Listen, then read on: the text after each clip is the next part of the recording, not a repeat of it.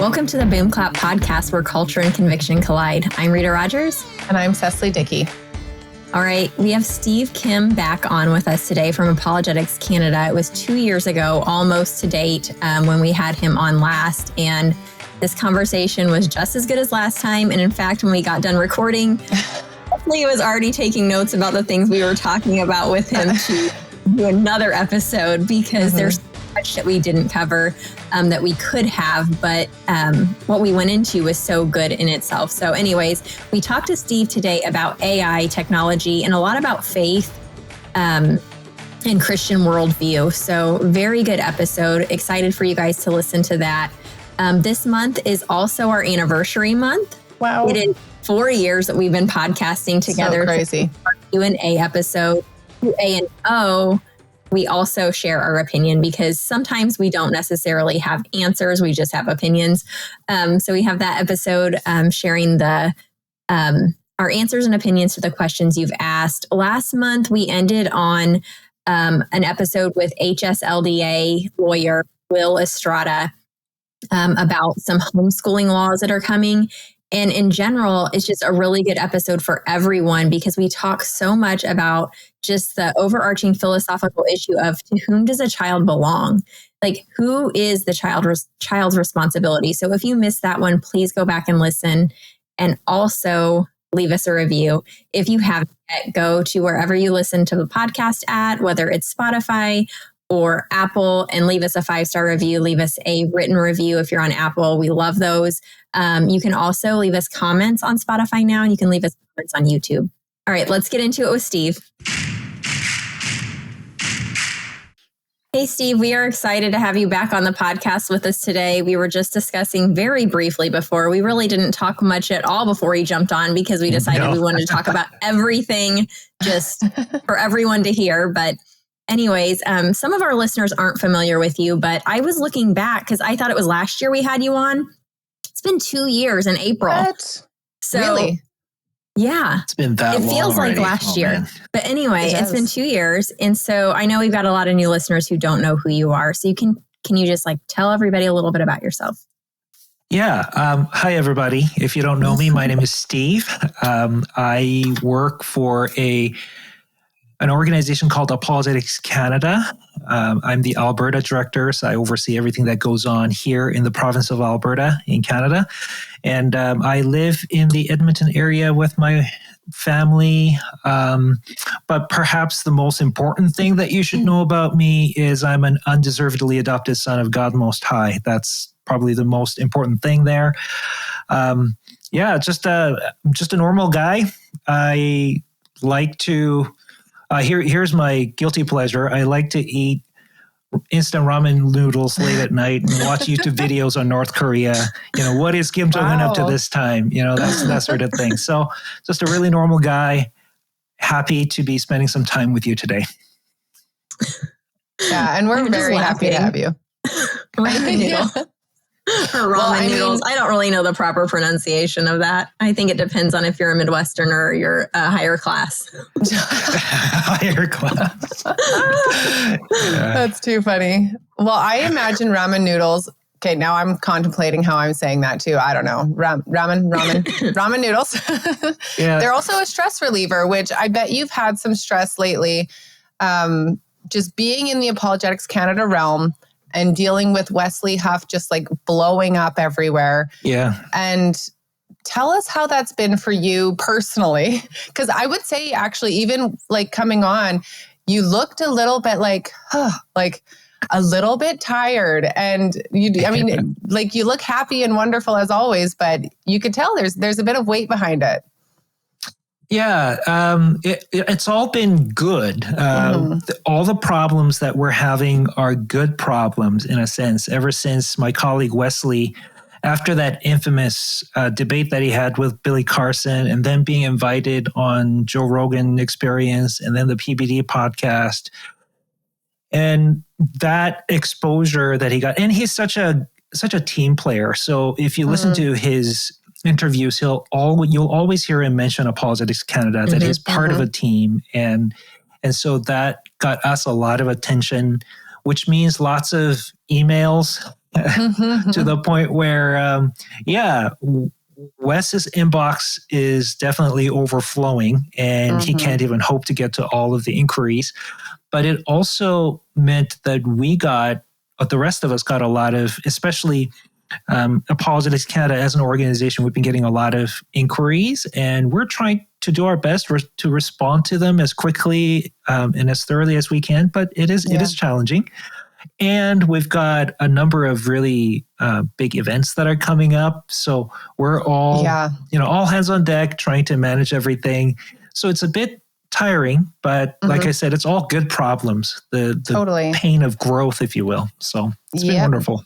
Yeah. And it's that growth that, I mean, you guys do incredible work. And so Rita and I, like when we started seeing all of this happen, we're so happy because it couldn't happen to better people. And we just feel so much like Apologetics Canada and all of you guys there are so solid that if anyone's prepared to handle this influx and do it with humility and really point people to the gospel, it's you guys. So it's been cool to watch you guys handling this. But it's funny because before this happened, before Wes had his debate or whatever with Billy Carson, we had been in touch with him and we're like, well, let's set up a time. We wanted to talk to him about like, can you trust the Bible and stuff like that. And then he was like, yeah, let's do it, but it's going to be a little bit. And then, so we had let it lie.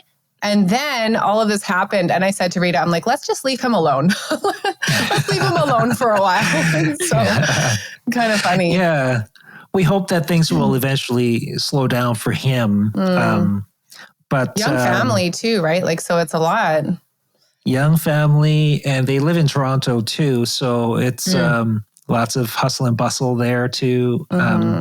Housing isn't exactly cheap in Toronto. And so trying to manage, provide for a family of, they have 3 kids, he and Melissa, and number 4 is on the way. So that's a big deal living in a city like Toronto. And so you can tell there's some weight on him as well, but he's a solid guy. He really knows how to take on difficult things and push forward.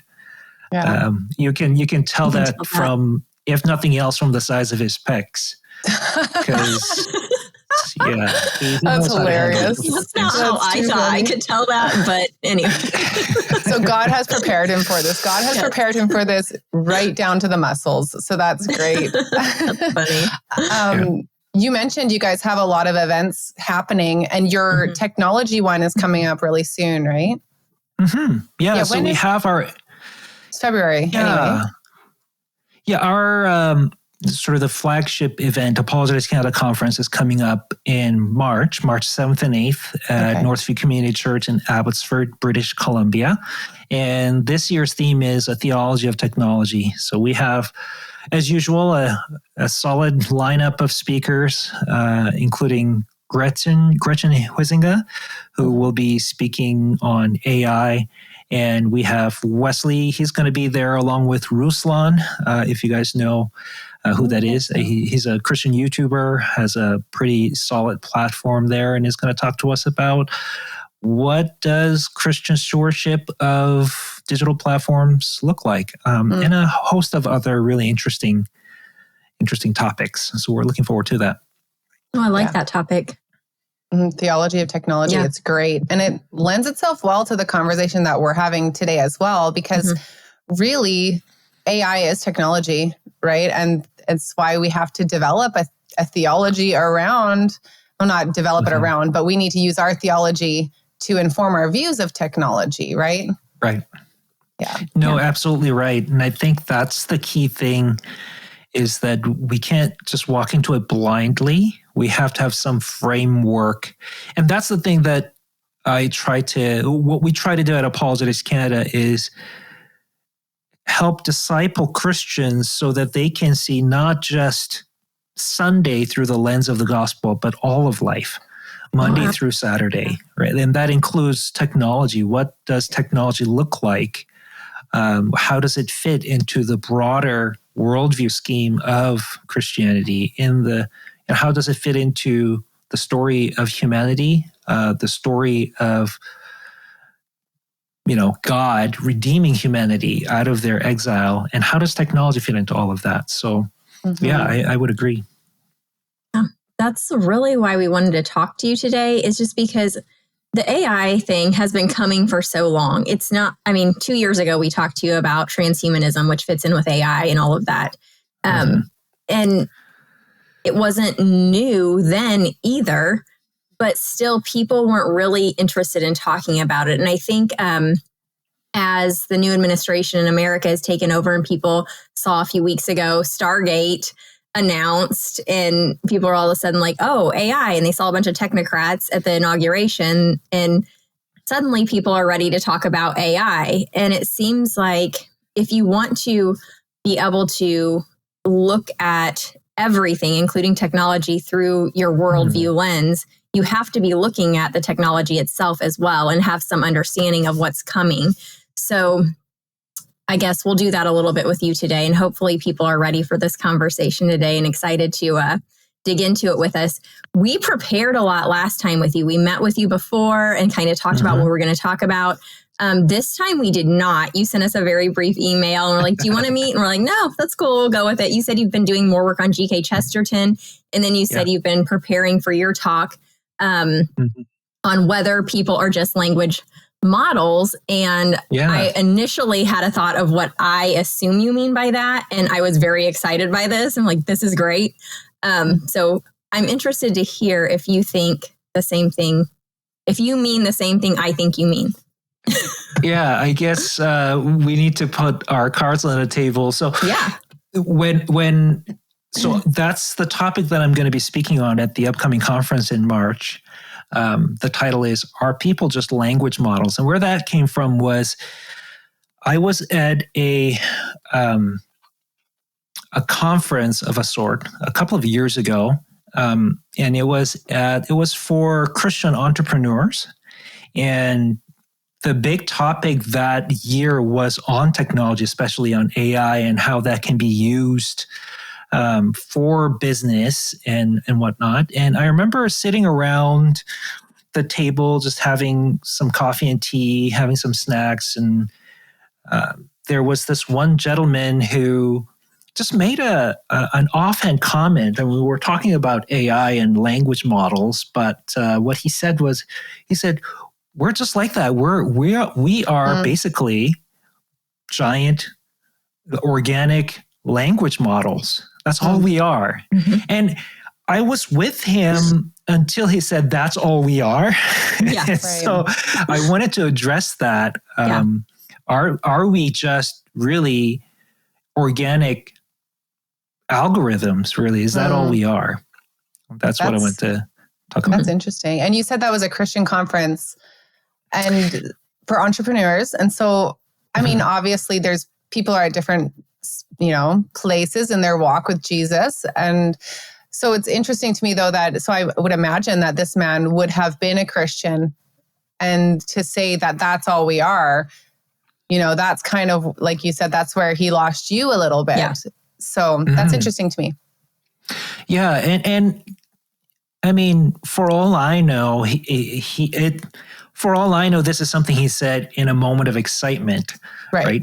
Because he thinks this is a great thing. We could use it to the glory of God and all those kinds of things. It's just that what stood out to me was when he said, that's all we are, I thought to myself, man, that's still in the back of his mind. Somehow it was kind of sitting there somewhere and it slipped out, right? And I don't mean to psychologize with him, but it just got me thinking, how many of us Christians think like that? That, we do find some similarities between humans and algorithms. And does that mean we're reducible to algorithms, right? And what are the consequences of an idea like that? Because every idea has a consequence. Some major, others minor. I would contend that this one has some major implications. It does. I remember an episode that we did with a guy once, and he had talked about how we don't really have any original ideas, like it's all kind of built upon the knowledge and ideas of people in the past. And that's absolutely true. And I think it lends itself to that argument of, are people just language models? Like I can see how we get there. But yeah, there's so much more to think about with that. Yeah, it touches on the question of what are we? Who are we as human beings? And that's going to touch on every other topic like euthanasia, abortion, sexuality, gender, and a host of other things. Yeah, I actually think now might be a good time to play this. It's like a 2.5 minute clip that we have. And I just want to get your reaction. This is actually from World Watch News. Have you heard of World Watch News, Steve? No, I don't think so. Okay, your family would really enjoy it. It's a news program that's put on like with kids in mind to keep them informed about what's going on, but from biblical journalists. So this is about artificial intelligent pets and the rise of those in China. So I would just love to play it and get your reaction. Dogs and cats and guinea pigs, oh my. But one of these is not like the other. Around the world, pets are becoming more popular. Many couples are opting for an animal family member instead of having children, viewing pet ownership as lower commitment. But in Asia, especially China, another option is even more convenient. Artificially intelligent pets, like Boo Boo, the fuzzy guinea pig-like machine. Selling for just under $200, it's a popular AI companion. Smart pets are nothing new, but this is a far cry from the digital Tamagotchi pets that took the world by storm in the 90s. Today's AI pets are programmed to sense their surroundings, listen, and communicate with their owners. Social connection has become increasingly difficult for kids. Most are growing up isolated, in part because of social media. In the past, we might have been more accustomed to speaking with a person face-to-face. But now, with the development of social media and online chatbots, this generation might not be as skilled. I think many people need an emotional outlet or companion. And in China, there's an added layer. The nation's former one-child policy led to millions of kids growing up without siblings. And it's common for both parents to work long hours, leaving little time for family connection. I'm considering buying one. Right now, family members are spending less time with children, so buying one for my child can help them with studying and other things. Some say connecting with a bot is less stressful than connecting with a person. I might be more willing to share things with my parents. Many robo-pets are developed with children and teen social needs in mind. For one major pet manufacturer, 70% of buyers are families with young children. The AI pet market is predicted to become a $42 billion industry by 2033. Interest is growing, but even loyal customers admit the bots have their limits. This thing looks different in an indescribable way, not the real thing. Though AI is a faulty substitute for real connection, these bots do prove something about how God designed us. Humans are meant to live in community and share both the burdens and joys of life. Thoughts? Wow. Okay. Yeah. There's so much there that there are so many rabbit trails that we could go down. But let me just start by saying, oh man, I just went down the memory lane for a while there when they mentioned the Tamagotchi. Yes. I was like, yes, the 90s. I loved waking up and like cleaning up my little dog's poop. I actually didn't have a Tamagotchi. I had a Nano. And I would love waking up and seeing like, oh, they need food or I need to clean up their poop. Or like, it's just such a weird thing. But I really liked them. But this is a whole other level. Yeah. Yeah. And I think when I hear this, there is just, I have mixed feelings about them. Obviously, these are meant to be pets in a way. And this is sort of, how do I say this? This is inspired by our relationship with our real pets, right? And we're trying to mimic that, just as with, Siri or Microsoft's Cortana and these, like even ChatGPT, what it's based on is our communication with one another as human beings. And that's what it's inspired by. So on the one hand, I can understand why people would want to have an AI pet. But what troubles me is this idea that because we have a generation, like in China, for example, because this is where this news is from. In China, we have a generation of people who don't know what it's like to have a sibling. And so we want at least a pet. What better pet than an AI pet that can actually interact with the owner? Now, what stood out to me right there is, for one, the shift of language there, right? We're talking about AI pets that can sense what's in the immediate environment, right? And can communicate with the owner. I mean, think about it this way. When I use Siri on my iPhone and ask, what's the weather like today? And Siri tells me, okay, this is what the weather is like. Do I think I'm actually communicating with Siri? If I take a calculator and I press 2 + 2 = and it spits out 4, am I communicating with the calculator? Probably not, right? So if this thing that I'm doing with the calculator is not really a communication, because at the end of the day, the calculator that I have in my hand is blind. Right. And blind in the sense that, hello, knock, knock, there's nobody at home, right? There's nobody home here. This is just algorithms, if you will. So what about these pets? All of a sudden, we're talking about this thing sensing everything. Is it really sensing? As if there is somebody who senses things, right? So it's just that switch in language. I thought it stood out to me. Yeah. And secondly, this idea that now, because there is a generation without siblings, they're lonely, and the parents work long hours. So this is kind of seen as at least a partial solution. And what I have to say to that is that really a solution? Right. Or are we just coping with what we have created? Or even digging the hole deeper. Yeah, exactly. Right. And so it's almost like, if I have a broken relationship with my wife, the solution would be to mend that relationship, right? The solution isn't me turning to something else, like, I don't know. This is a bit of a gross example, but internet pornography or, cheating on my wife with other women. That's not a solution, right? And so I just have to wonder, are we outsourcing our humanity to our technology, our AI?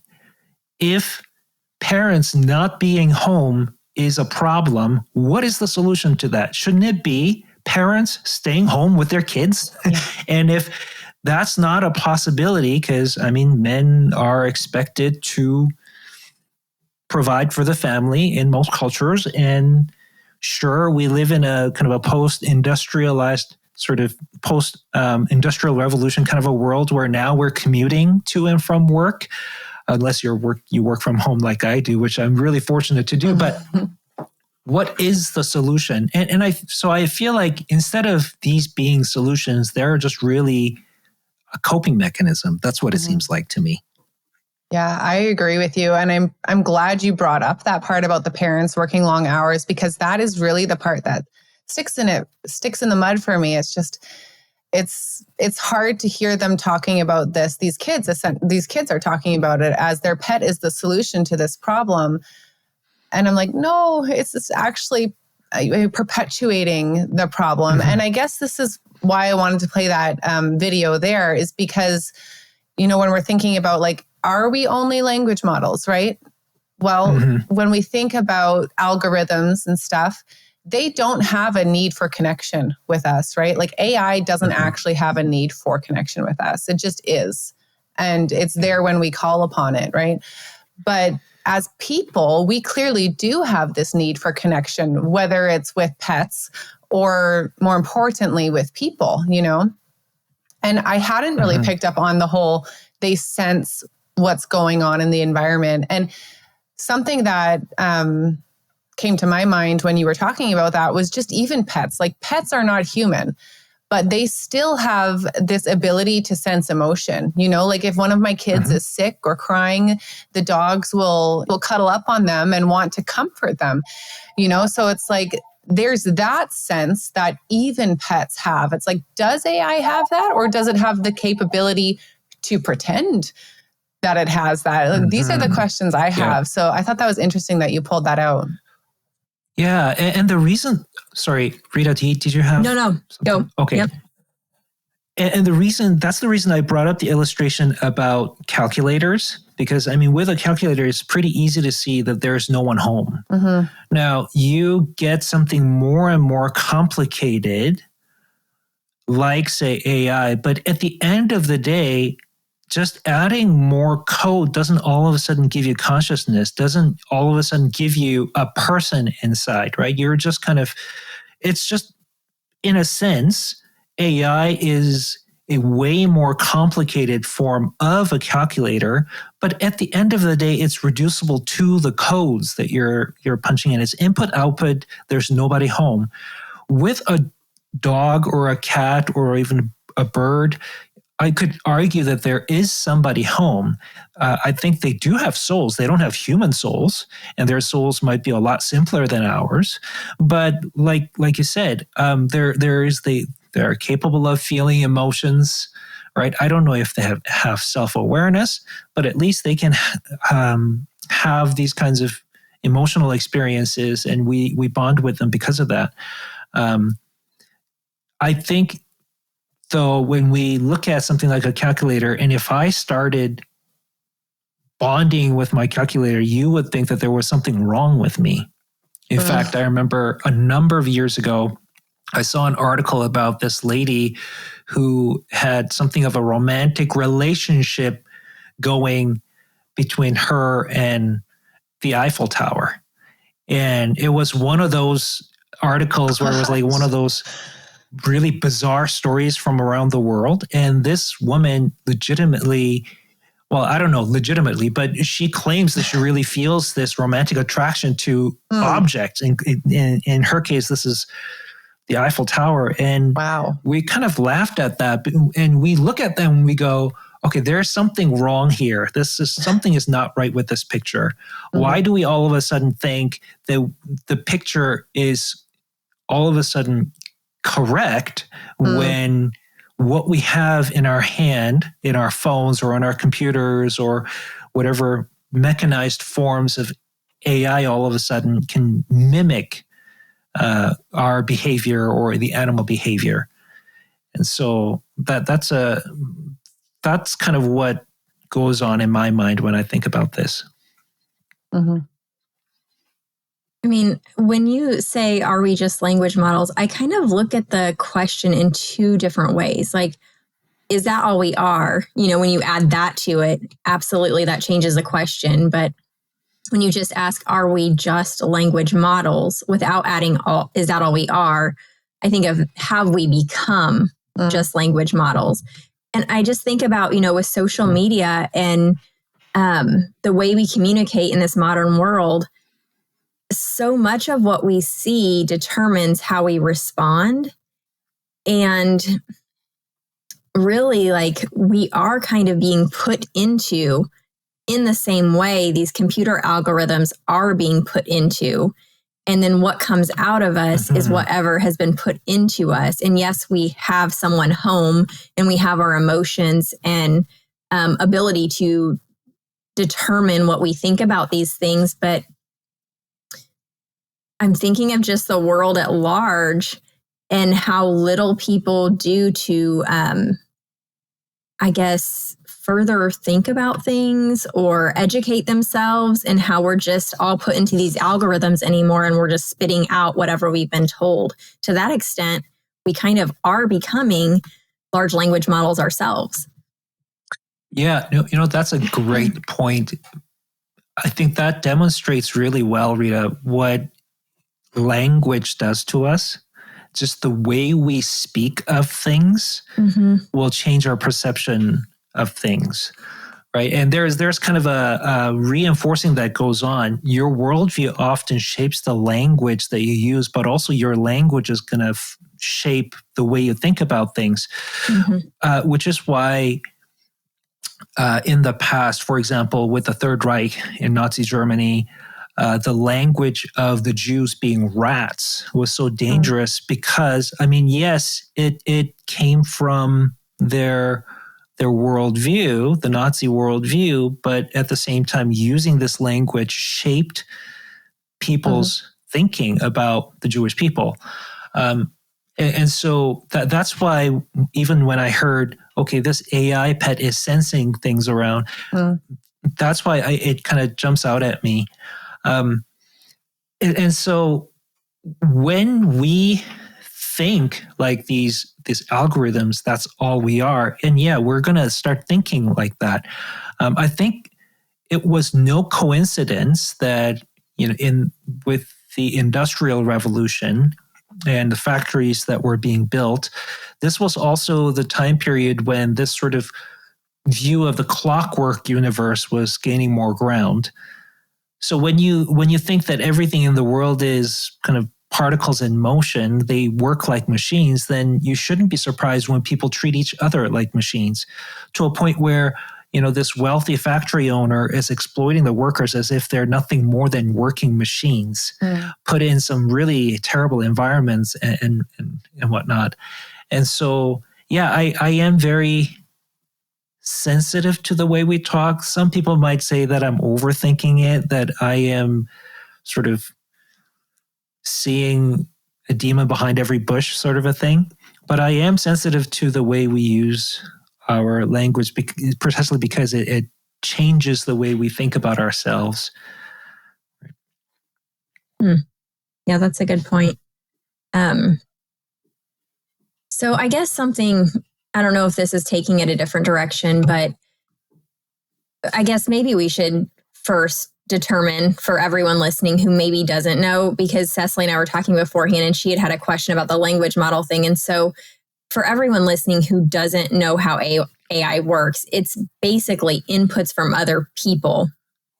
People have input information online like you and I, and these companies have taken that information without necessarily our consent or paying us or anything, and are using it to basically build out algorithms, which are in basically AI. So AI doesn't know anything. Therefore, AI isn't able to give us anything other than what we have put into it.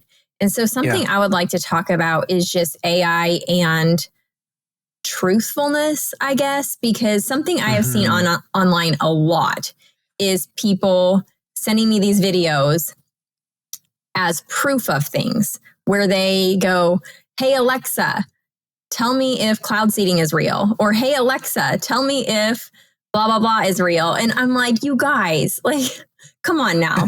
Like, you cannot use Alexa to prove your point, because Alexa is taking information off of the entire internet and tailoring it to your bias. So if I ask it a question versus somebody else in Chicago with a completely different worldview ask it a question, like, we're going to get different answers based on what we think. And so you can't use Alexa to prove anything. And just the other day, I just sent it to Cecily today as an example as well of somebody I would consider that has a completely different worldview than me, but somebody I would consider very intelligent and able to think about things really well. And someone who is also very concerned with AI and its use actually plugged in his entire transcript from a podcast, asked the chat interface, it wasn't ChatGPT, it was something else, if his podcast was true and accurate, and then posted online what the AI bot said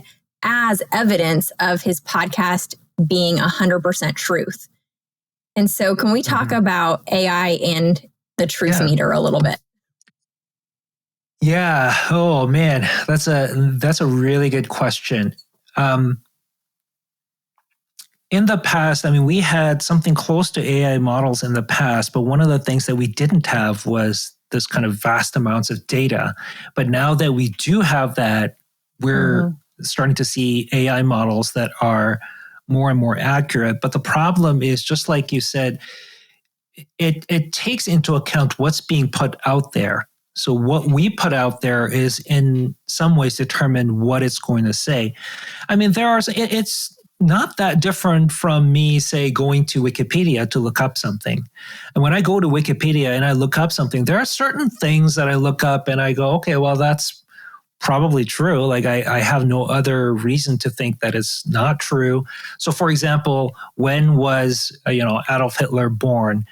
That sort of a thing. There isn't really a whole lot of dispute over that sort of thing. So for that sort of thing, I generally take what Wikipedia says and I'll just be done with it. But when it comes to things like, okay, well, let's talk about the intelligent design theory. And you go to Wikipedia and right from the get-go, you kind of start to see some bias there. Right. So it depends on what it is that you are asking something like ChatGPT.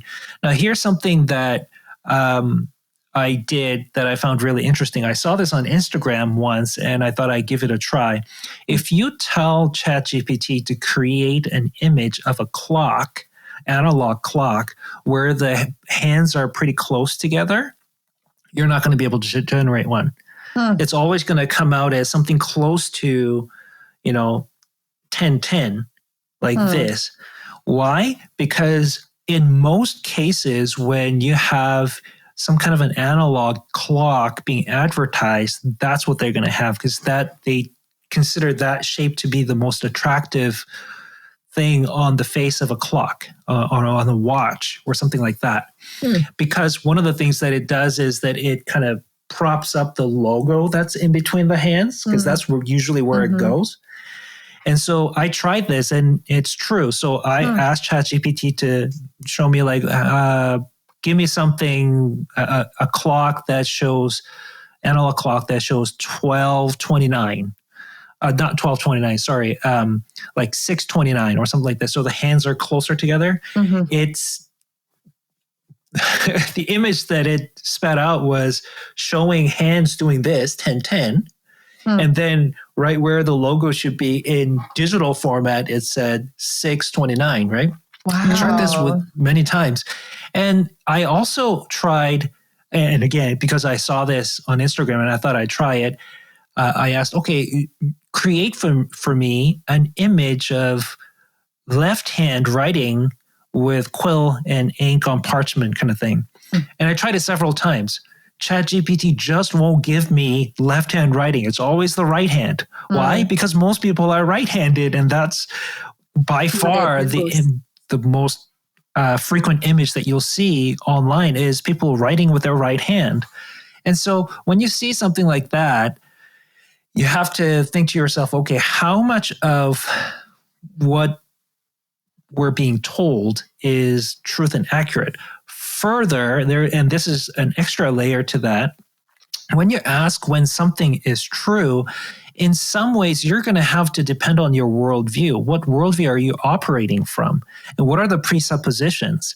Those are all things. And there are presuppositions that you can't easily just prove or disprove like you would a math equation.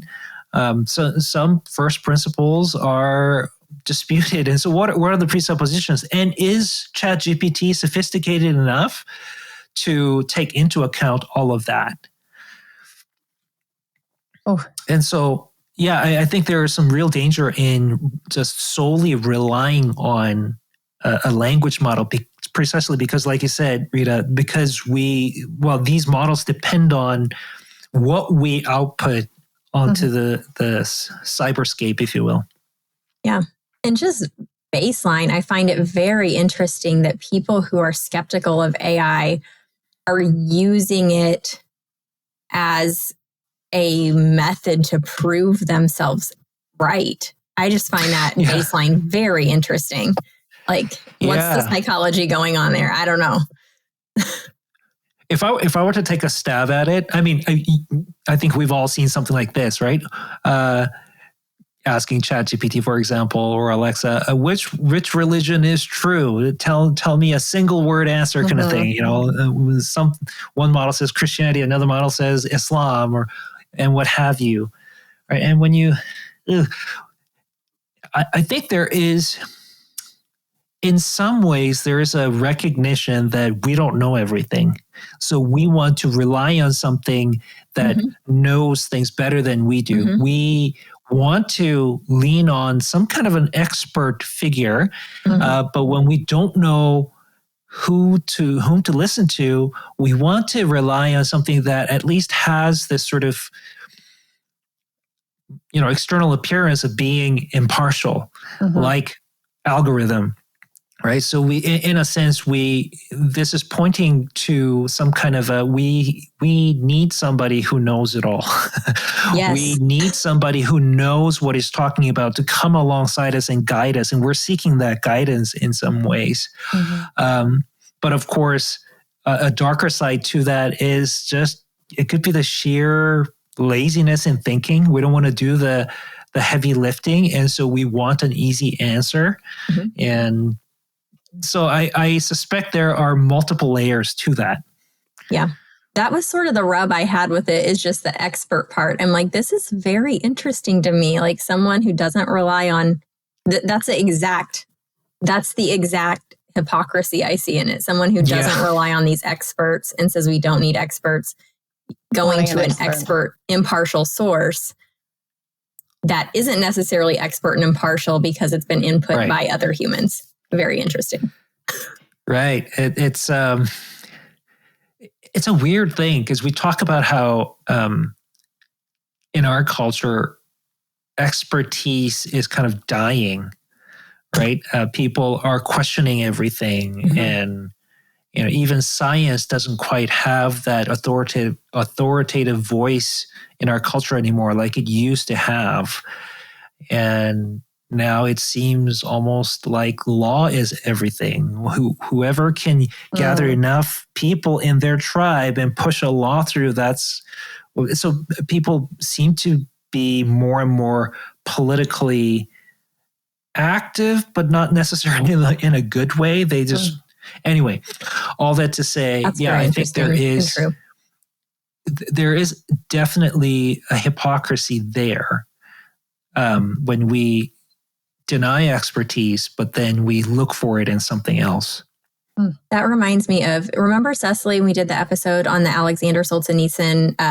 Actually, it wasn't an essay, it was a speech he gave at Harvard at a graduation where he talked about living in Russia versus living in the United States, and how in the United States we're governed by law alone, essentially, and how that's not a good way to live either. And in Russia, they don't live well, but at least they have a higher authority and a higher power and an understanding of that because they're not governed by law. So it was, I don't know, it just brought that to mind. Yeah. Interesting. The way Steve described it, it's almost like we just can't get away from the desire to be tribal, right? Like to go back to the beginning and just be tribal, but in a whole new way, in 2025. Yeah. And that's one thing that I love about the gospel is that there's that unity factor, right? Now, granted, Christianity isn't the only religion that brings a community of peoples together from various tribes. Like think of Islam, right? You have Islam just about everywhere. But what I love about Christianity is that this community that people are being brought into, it's not just people who believe the same things or practice the same things, because at the root of the Christian gospel is the idea of your identity. And the identity shifts from being an enemy of God to an adopted child of God, right? So we're all, right, without the grace of God, we're all rebels who committed high treason. And all we can hope for is for the king to grant clemency. And in the Christian story, God not only grants that clemency, but he actually adopts you. But you become part of a family. So in a sense, even though, for example, I'm ethnically Korean. I was born and raised in South Korea, but I have an immigrant background. I'm a naturalized citizen in Canada now. And I've always said, well, maybe not always, but once my thinking matured, I thought to myself, I am first and foremost a child of God. That's the first thing. Only then am I Canadian, and only then am I Korean, right? And so what that means is, even though I have other tribal loyalties, if you will, at the end of the day, all of that is transcended by my identity in and through Jesus Christ. And so even though you and I, we don't look anything alike, we live in different parts of the world, and we have different backgrounds, we grew up speaking different languages and whatnot, and even as strangers, we can come together and have this immediate bond because we share a common Father in heaven, right? Not just believing the same things, but we have a common Father. You and I are, in the spiritual sense, literally family. You're my sisters and I'm your brother. And that, so, I mean, if there is so I see Christianity as a tribe in a sense, but it's a tribe that transcends all categories. That's so good. It's very well put. And every day I pray to God and I say, I'm so thankful first and foremost that you are who you are and that I am your child, and so I live with that awareness every day. But the way you just described that was so beautiful, and it made me thankful to be part of the family of God all over again. My name is Emmy, and I'm Cecily's daughter. I want to tell you all about World Watch News. World Watch News is a 10-minute program that is on every weekday. This is a trustworthy source for current events for kids and teens that is biblically sound. It helps kids like me become critical thinkers who know what's happening in the world. I love watching it every morning with my family, and I think you will too. Click the link in the description and use the code BOOMCLAP25 for a 90-day free trial. You've got nothing to lose. Well, I was just going to say one thing I pulled out that you said last time that I think is just so, it's applicable to this conversation, obviously, because we were talking about similar things last time. But you said the way that we flourish is by living according to the design, not contrary to it. And right. I just think that's really important for people to remember as we move into these technologically new territory and times, that we have to continue to live according to the design and be able to discern what that is. And so I guess some of the people listening may not really understand AI fully and understand technology fully, but they may be Christians, and they may also not fully have a grasp on their worldview. Does that make sense? Like, you can be a Christian and not fully still be able to explain your worldview or understand it. And I think that right now there's so many things vying for our attention, whether it's AI and technology or the latest policy that Trump put out or this or that. And I think regardless of what it is, the most important thing that we need to understand first and foremost, like you just put on that hierarchy there, is our worldview. Because if we do understand that, it's much easier to have like a measuring stick for all of these things coming at us. Yeah, that design for me is always, it really lingers in my mind, because I find that there are a couple of different narratives going parallel in our culture. One is this narrative of you do you. Right? You are that sovereign individual. Yes, you want your community, but at the end of the day, you get to determine who you are, right? And that gets extended even to sexuality and even gender these days, right? You get to determine who you are. Nobody can tell you who you are, and you do you. And if you cast technology against that kind of a worldview, what you're going to have is the kind of a world where people are all trying to create his or her own garden of Eden in this world. And I just think back to the book of Judges, right? Before Israel had a king, they had judges.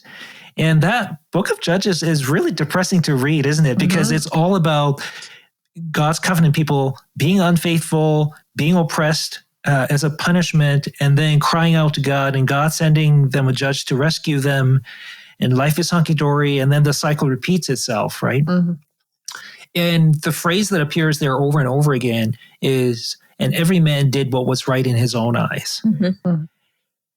And that's a terrifying thing to live with, when if you really want to push you do you all the way to its own conclusion, there's nothing stopping you from psychopaths, basically, because they're just doing them. So whereas what Christianity offers is that, well, actually you came from a garden, and that garden is going to be restored.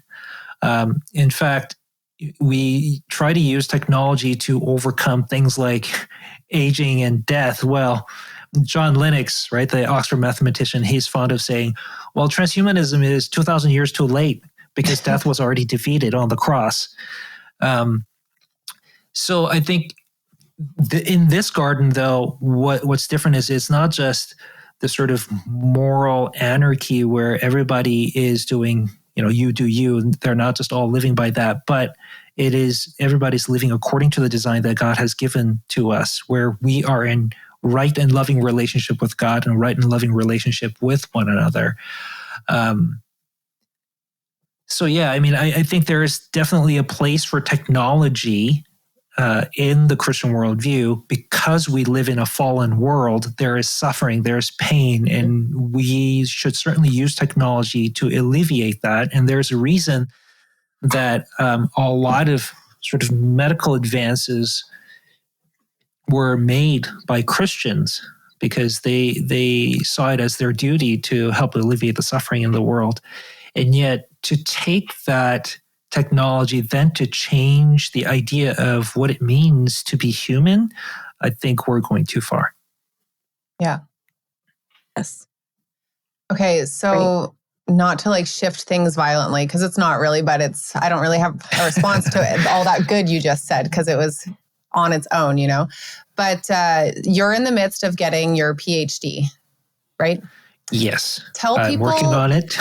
Tell people a little bit about your focus and what in the process, what's something that has just jumped out at you the most?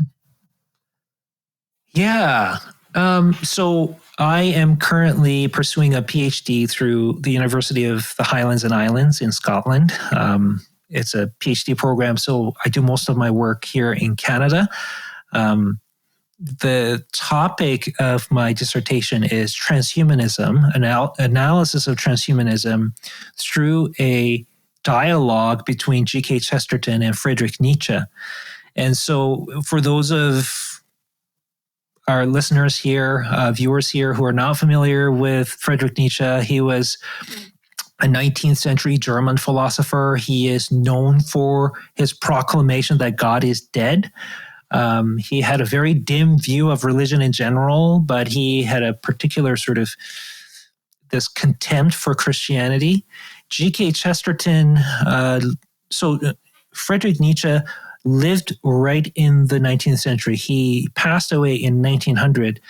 G.K. Chesterton was born in 1974, and he lived until 1874 till 1936. And so there was a slight overlap there. But G.K. Chesterton was a known critic of Friedrich Nietzsche. He was a very famous British journalist. He is known for being really good friends with George Bernard Shaw. They were ideological opponents, but they had this deep affection for each other. They were kind of known for that. But yeah, Chesterton was a known critic of Friedrich Nietzsche. And so what I'm doing is sort of studying their respective worldviews and putting them together to see what we can learn about how we can form a framework to think about transhumanism. Now, Friedrich Nietzsche was all about the Übermensch, the superhuman, right? So we overcome resistance. We overcome everything is will to power. That's the most fundamental thing about the universe. So he had this sort of ethic of power, if you will. And it was all about, and he was very elitist. He had this derision for the masses, the common man. But he praised people who were who had the strength of character to just sort of throw away the shackles of traditional morality, build your own values and move forward with that. Whereas G.K. Chesterton was the exact opposite. He had a very high regard for the common man and common sense. And humility was very important to him. Gratitude was very important to him. So they were almost at these polar opposites almost in a lot of ways. So right now, this year, as I step into my second year of studies, I am focusing more on G.K. Chesterton and his philosophy of gratitude and wonder. And that's been kind of an interesting. Let me just say this. I personally find it a lot more enjoyable to read Chesterton than Nietzsche. I can imagine. Yeah, and if you're a Christian, especially, he's such a witty writer. So there is a certain enjoyment you can get out of his writings. But, I noticed your pictures back on the wall, and one's just like a little bit higher than the other. Yeah, so part of it was an aesthetic decision, but in another sense, it kind of shows my bias ever so slightly. I wasn't assuming you hung them that way because of a bias, but it's just kind of funny. Yeah. Yeah. I'm not ashamed of the fact that I have a bias. Everybody has a bias. Yes. It's just a matter of, I'm not going into it blindly because I know I have this bias. I'm going to take that extra care to be fair to Nietzsche. And to be fair, he gets misunderstood by a lot of people. I still think he's very wrong in many ways. God is certainly not dead. And that changes everything. But that's what I'm currently studying. So interesting. I think that was just such a great pick for your dissertation. I just find it fascinating. So love that you're doing that. But as you were describing Nietzsche, it was like that philosophy and that worldview is very prevalent today. And something that Rita and I talk about a lot is the natural health world, which is seeing a lot of new age influences and stuff like that. So a lot of them wouldn't say God is dead, but that they believe they are part of the divine themselves, But even I was like, as you're talking about the Übermensch, I was thinking of, and this is not a condemnation against like ice baths and whatever, but I was even just thinking of people who are doing these ice baths and stuff religiously to just build up their willpower and build up their perceived inner and outer strength. And I'm like, that actually sounds a lot like the influences that would have come from somebody like him. Not to like take the conversation in a whole different direction, but it is interesting how you get these little bits and pieces that still linger. And I think, and I think you can take Nietzsche in different ways. I mean, like I said, Nietzsche is often misunderstood, and the idea of the Übermensch thing gets appropriated in a lot of different directions. So, for example, people generally are aware, I think, that Nazi Germany really adored Nietzsche in a lot of ways. And so they tried to create this Übermenschen, right? The superhuman, but they took that in the more of a racist kind of a direction. And they were trying to create this master race. Whether that is a fair thing to Nietzsche, it's hard to say. A lot of Nietzsche scholars would disagree. I personally think it's not exactly what Nietzsche was talking about, what Nazi Germany did, but at the same time, given Nietzsche's philosophy, you can't exactly say that was wrong either. Right. You can't exclude it. Yeah. Yeah, because Nietzsche was the kind of guy who said, well, traditional morality, you just got to, you gotta kind of flatten the values, and you gotta create your own values, kind of thing. Well, Nazi Germany did that. They created their own values, and so you can't exactly say that they were wrong either, given Nietzsche's philosophy, because given his philosophy, everything has to boil down to relativism. Right. Mm-hmm. What's right for you is right for you. What's right for me is right for me. And again, that's the sort of a place where you get this world of every man did what was right in his own eyes. And it's not a good place to live in. But yeah, as far as building your willpower through ice baths and doing this religiously, I think in a sense, there's, from a Christian worldview perspective, there's nothing wrong with that. Exactly. Except if you do it as a religious devotion, now you're getting into the realm of idolatry, right? Mm-hmm. Yes, there is something to be said about treating our bodies with respect and building strength, and these are all good things. Mm-hmm. But again, you gotta have somewhere to hang your moral hat on, right? Mm-hmm. Why are you doing this, right? Are you trying to make something of yourself? What worldview is this coming from? How are you casting it?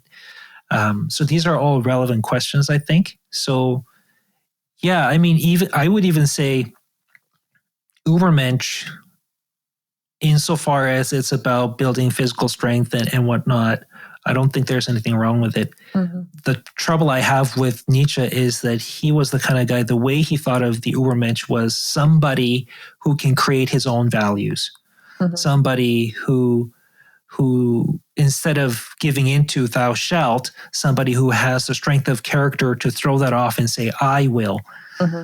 Right, so that was his thing. And so that's where I'm just like, yeah, I'm sorry, Nietzsche, that's I don't live there. Yeah, you know what I'm saying? Totally. Yeah. And that's what I was getting at too. And the ice baths was just the most like superficial part that I could have said about that. But there is so much of that, like, and even and this is where it mixes with that New Age thought a little bit of like, because I believe I can, I will, and now it's coming to me, you know, like, it's a different thought, but it's almost like they're blending together, and it's something that's just extremely prevalent. So, yeah, you can see the connection there in the sense of I can see New Age believers getting into transhumanism and seeking to sort of unleash that divinity from within through technology, right? Yeah, the problem isn't so much with technology, the problem is with the worldview, the New Age worldview. There's a lot that I can say about that, but just to pick on one thing, because I'm really big on ethics and morality, meta-ethics and morality. So one thing that you have to have in order for you to have morality, I think, is this sort of I-thou relationship, right? Mm-hmm. You and me, I-thou, not just I-it relationship, right? I don't have necessarily a relationship with my water bottle, not any sort of moral relationship. I don't owe this water bottle anything. This water bottle doesn't owe me anything. There's nothing there. But I-thou relationship, right? If I borrow a book from you, Cecily, then I ought to give it back to you. There's something of a moral duty there, and so on. When you get into New Age, if all is God, in the end, the individuation that we experience is all an illusion. There is no I-thou, because we're all God. We're, in the end, all one kind of thing, right? So whatever individuation that we experience, this sense of here's me and there's you, that's just an illusion. And if that's an illusion, whatever moral duties or values that I think I encounter, that's also an illusion. Whereas in the Christian worldview, Judeo-Christian worldview, there is you are you, right? And you are not me. And we are not God. And there are boundaries there, right? Which, by the way, G.K. Chesterton would have been all for. He was very, very keen on limits, because limits is what helps you make sense of things. And I think I shared that with you last time You did, and I really enjoyed that. Yeah, but you absolutely have to have limits. If everything is just one kind of thing, a lot goes out the window, not just morality, but even our rationality goes out the window, because you can't think about things. So there are two kinds of things that you have to think about. If everything is one thing, then there's necessarily no one thinking about anything else. I don't know if that makes sense. So whatever rationality we think we have is just an illusion. At the same time, if everything is utterly different from everything else, so G.K. Chesterton actually criticized H.G. Wells for this, because H.G. Wells once said, all chairs are different. And Chesterton said, well, that's ridiculous. If all chairs are different, then there's no sense in saying all chairs. Right. Because you clearly saw something in common between what you call chairs, right? Right. So he said, yeah, you can't think without categories either. And so there's something tying the chairs together, but at the same time, they're not all one thing, right? So there is this idea of, there are the particulars, to use the philosophical language, there are the particulars, but what are the universals that tie them together? And what worldview can accommodate that in the most coherent way? It's a whole philosophical weed whacking required here, but I would just cut to the conclusion and say Christianity makes the best sense in my estimation. Yeah. That's the truth that matches reality the best. Hey, this is Troy from Apologetics Canada. Have you ever noticed universities don't wait until students arrive on campus to figure out their basketball or volleyball team? Instead, they're actively engaging long before they come onto campus, and it should be the same when it comes to our faith. Research consistently shows that the transition from high school to university and career is a crucial time for faith development. Those students who are equipped and connected going into university and career are often the ones who emerge with their faith intact and are often the ones who share their faith with others. For this reason, Apologetics Canada and Trinity Western University are excited to introduce the first ever Western Youth Summit, happening May 24th, 2025 on Trinity Western University's Langley campus. What is the Western Youth Summit? Well, it isn't another youth rally. Not that those are bad, but this is about identifying, equipping, and connecting students for life in high school and beyond. We're going to have an amazing group of speakers addressing a wide range of relevant topics. There will also be a session in the morning for parents. Students will be connected with trusted Christian ministries from high school to university. For example, if your son or daughter is heading off to university, we want to introduce them to campus ministries long before they get there to help them transition into Christian community. As well, we want to let them know about various scholarship and award opportunities. Early bird registration ends April 14th. Spots are limited, so head to the website westernyouthsummit.ca and register today. Make sure to follow Apologetics Canada on our socials for more details. But what you're saying, like what Cecily was saying, and then what you're saying, like, I think that's Cecily's point, is that being not involved, but immersed in some of these wellness circles and seeing this new age, new thought. That's why earlier I was saying, like, if you don't understand all of these little things going on in the world, worldview is the most important, because I'm not just seeing new agers get caught up in this. I'm seeing Christians use all this new age language, like Christ consciousness and divine femininity and all of these things, without even knowing what they're talking about, like not even knowing it's tied to new thought or new age. Because I think they just don't have a grasp on maybe what new age is, or maybe potentially don't have a grasp wholly on their worldview. So anyway, just tying that together. No, thank you for doing that. I mean, the new age is kind of tricky that way because it's so it's a little vague, inclusive, and vague, and it's inclusive in the sense, like to a fault, right? Because it's almost like a bag of mix and match. You take a little bit from this religion, a little bit from that religion, and throw it all together. One example of that I always find interesting is the way they talk about reincarnation. And I've heard a lot of New Agers talk about reincarnation as this wonderful thing where you kind of get a second chance or third chance, fourth chance at life, right? So you kind of have this ongoing opportunities to live the life to the best of your abilities kind of thing. But at the same time, me coming from the East, I'm like, okay, I mean, it's fine if you want to sort of take reincarnation and make it your own thing. But just so you know, that is not how reincarnation is viewed in Eastern religions.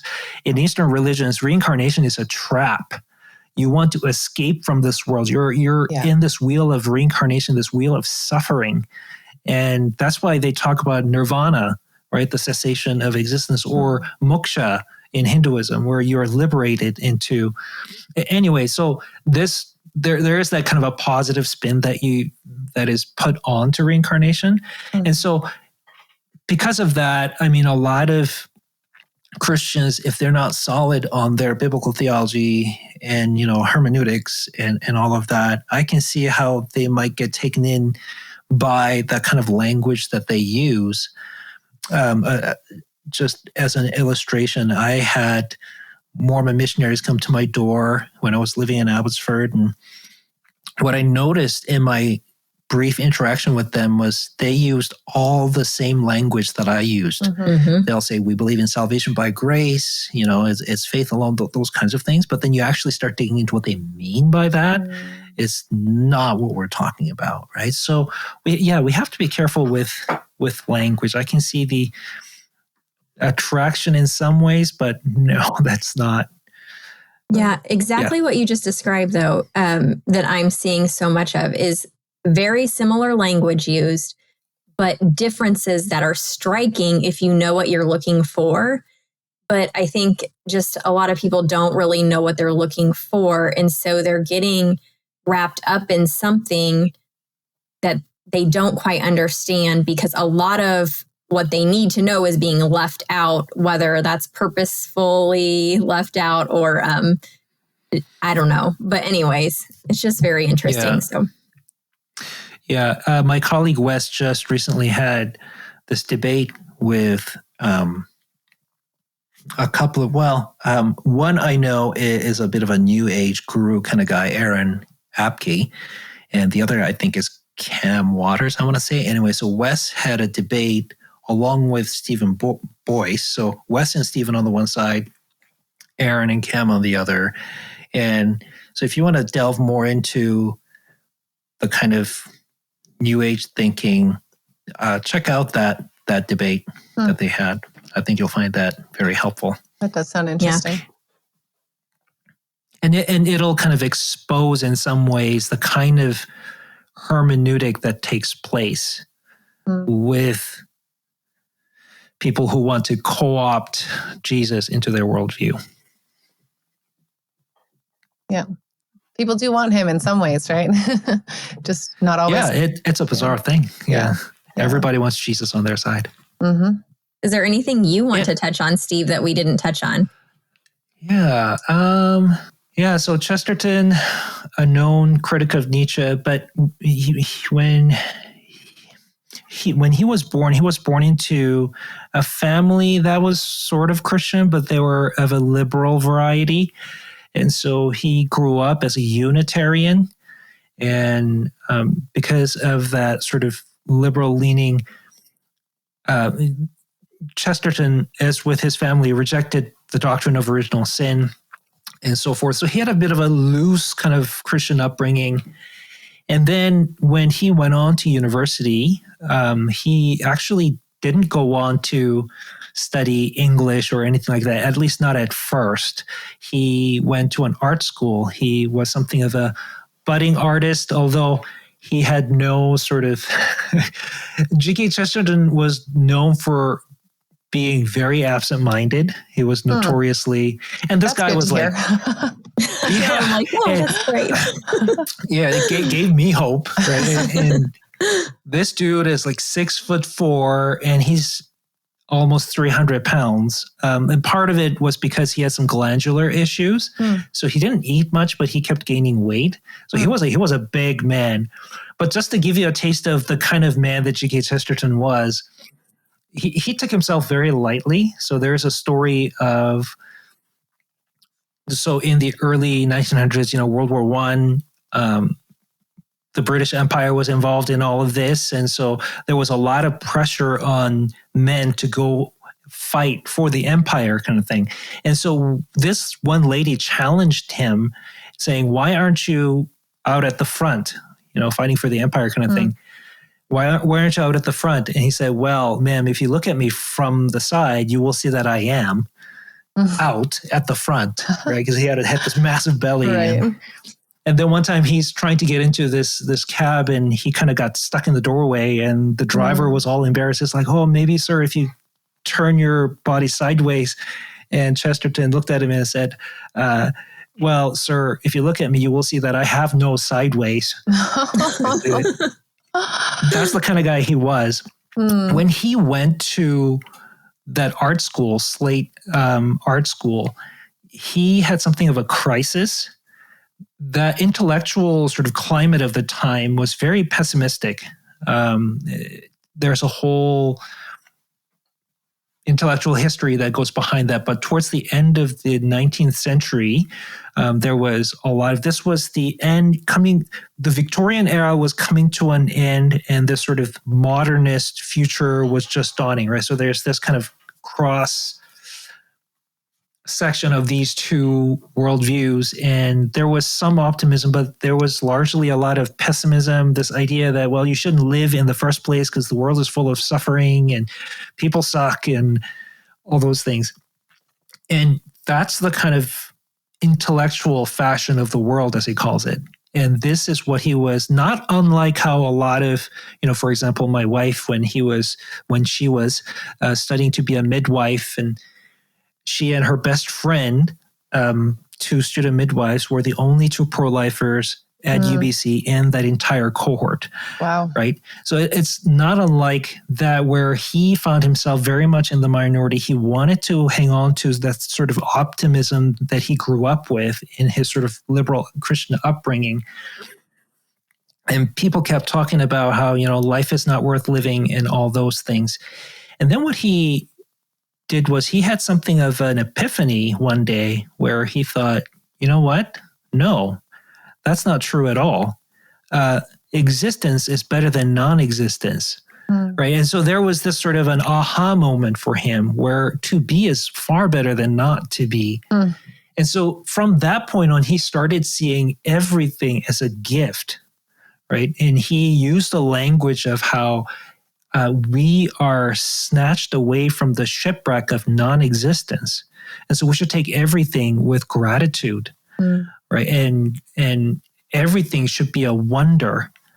And so that extended to the way he viewed people. And that's why he was such a defender of the common man, was because he viewed each person as though, this person was snatched from the shipwreck of non-existence.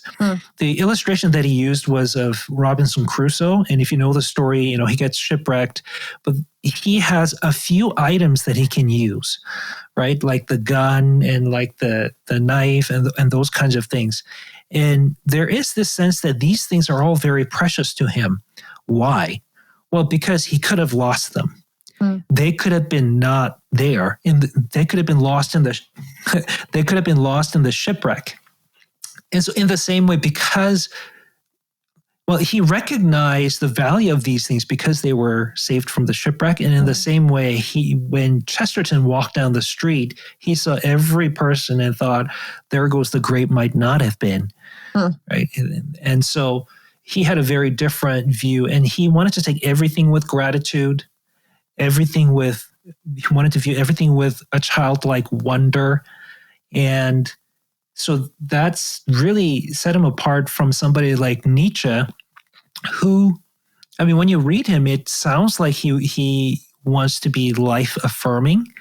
But the way he talks about it is like, you have to say yes to this world no matter what, right? There is no afterlife. You have to say yes to this life. You have to willfully say it with all the good, bad, and the ugly kind of a thing. Very different from the kind of gratitude that Chesterton feels. For Nietzsche, he's almost begrudgingly accepting the way the world is. He just wants to say yes to it and just kind of bite the bullet and say yes to it. Whereas Chesterton was like, wow, I live. How cool is that? So very different that way. And so I think in that way, I think there is something there, I feel, as I'll have to obviously do more study, but how does that jive with this view of this sort of incessant human enhancement that we are seeking? Where is the place of contentment and gratitude and wonder? Where is all of that? So there is something to think about there. And I'm sure I'll keep you posted as I learn more things along the way. But I think it's going to be a fun study putting Nietzsche and Chesterton against each other. Mm-hmm. Oh, for sure. And I love that wonder piece, because I really do feel like that is being lost. And when I come across, like, there's this one little girl that I'm thinking of that goes to one of our church campuses. And whenever I encounter her, I'm like, you have that wonder about you. Like, everything is amazing. And it's a beautiful thing. And I feel like, I don't want to be anti-technology, because technology is good. There's so much good in technology. But the things that really grab our attention nowadays, like cell phones, iPhones, all of these things that are such an extension now of our bodies, essentially, they really snatch that ability to feel wonder. And they snatch the ability to go deeper with God a lot of the time, because your mind and your heart are busy elsewhere. So that's a really beautiful thing to think of, this large man, grown man, just totally caught up in wonder. It's a beautiful thing to think about. I mean, he could just walk down the street, see a dandelion, and be lost in it, right? Because his mind is going to, like, wow, look at that. How crazy is that, right? And he writes about walking up the stairs, something as mundane as walking up and down the stairs.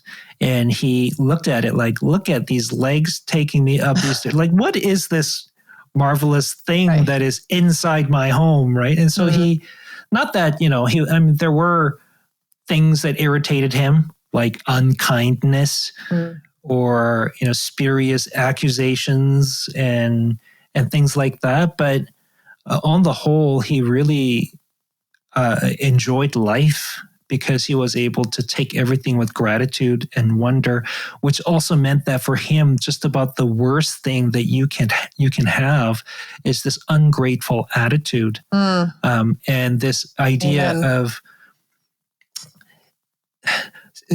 So he was very much a proponent of humility, right? And one of the things that he said was, as we get bigger and bigger, the world becomes smaller and smaller. Is why would I want to do that? As I get ever bigger, right? And I will come across different, perhaps even universes, and I will see them with nothing more than disdain, right? And so there is this sense of that sort of getting bigger in your ego makes everything smaller, and so you lose the sense of awe and wonder,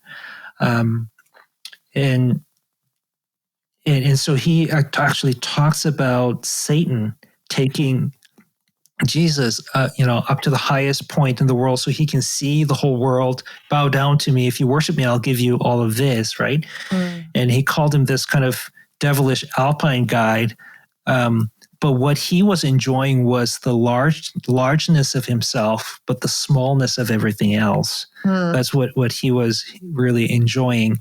Is that the sort of growth that we want, that growth of our ego where everything looks small? Or do we want to humble ourselves enough that when we look out at the world, we see wonder, we see something marvelous and amazing? Not to say that we just I mean, he wasn't a fool. He fully embraced the doctrine of original sin, right? But he held that you got to have these, what he called the furious opposites. You got to love the world and you got to hate the world. Mm-hmm. And you got to do both at the same time. Mm. You got to hate the world enough that you can demolish the whole thing, but love the world enough that you think it worth changing. So he wasn't kind of this naive optimist, but this was still really central to his worldview, gratitude and wonder. Really, really well said. What would you say if somebody wants to read about that specific part of G.K. Chesterton? What would you recommend? I mean, if you want to read G.K. Chesterton, so let me put it to you this way. So I reached out to the president of the American G.K. Chesterton Society, Dr. Dale Ahlquist, because I wanted to kind of pick his brain about my dissertation. What he said was, read Orthodoxy at least 3 times, at least, and then come talk to me, right? So he would say, if you want to get into G.K. Chesterton's writings, Orthodoxy hands down, because this is where he actually builds his case for Christianity in almost an autobiographical kind of a way. So you'll pick up all those themes along the way, including gratitude and wonder. But there is, hang on a second, his autobiography is also great. There is a website, if you go to there's this G.K. Chesterton digital library where I can send you the link, but you can anything that is part of public domain. Most of his stuff is public domain. Some are not. Most of it is. You can search through all of that and read to your heart's content. But there is an essay that he wrote called "A Defense of Humility." A Defense of Humility. I think that would be really an interesting read. And I would recommend that. But Orthodoxy, yeah, hands down. Interesting. Thank you. I wrote all of those down. So it is well. Yeah. Thank you so much, Steve. As always, it's so good to talk with you. You just make it so easy. So thank you for being who you are. Really appreciate you.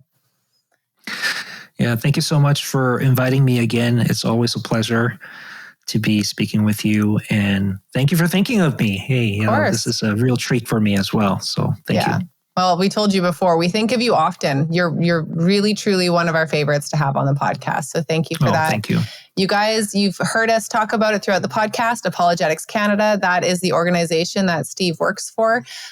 So make sure to check them out if you haven't already. I'm sure if you weren't aware of them before, maybe you've heard of them now. So Steve, anything else? Anywhere else you want to point people to? No, apologeticscanada.com. That's where you will want to go. And if you are into podcast, then look us up, the AC Podcast, on all major streaming platforms like Spotify. You can also find us on YouTube. There, our podcast gets posted there. And so, yeah, find us there. Say hello. Awesome. I'd love to hear from you. All right. Well, thanks again. All right, we loved talking to Steve today. I hope you guys enjoyed that episode. If you haven't listened to our first episode with him, we will link that in the show notes because it really lays a good foundation for what we talked about today. And it's a completely different episode, more so on the transhumanism, biodigital side of things. So go back and listen to that one. But we hope you enjoyed this conversation today. Like we said in the beginning, we already have a whole nother episode planned out with Steve because we talked to him afterwards, I don't know, for 15 minutes about other things that we should have talked about, and we just should have kept recording.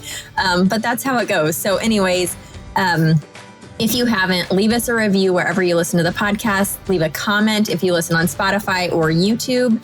And you can find us outside the podcast at Boom Clap Podcast on Instagram. And you can find me, Rita, at RitaRogersCo.com or Rita Rogers Co on Instagram. And you can find me on Instagram at Cecily.Dickey or my website, thegracetogrow.com. Thanks for listening.